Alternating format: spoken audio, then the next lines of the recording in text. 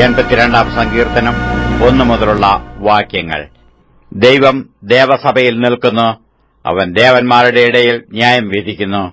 നിങ്ങൾ എത്രത്തോളം നീതികേടായി വിധിക്കുകയും ദുഷ്ടന്മാരുടെ മുഖപക്ഷം പിടിക്കുകയും ചെയ്യും.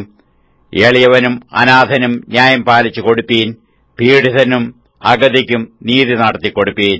എളിയവനെയും ദരിദ്രനെയും രക്ഷിപ്പീൻ, ദുഷ്ടന്മാരുടെ കൈയിൽ നിന്നു അവരെ വിടുവിപ്പീൻ. അവർക്ക് അറിവില്ല, ബോധവുമില്ല, അവർ ഇരുട്ടിൽ നടക്കുന്നു.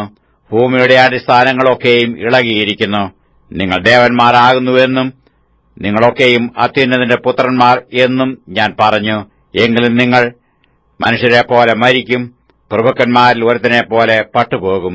ദൈവമേ, എഴുന്നേറ്റ് ഭൂമിയെ വിധിക്കണമേ, നീ സകല ജാതികളെയും അവകാശമാക്കിക്കൊള്ളുമല്ലോ.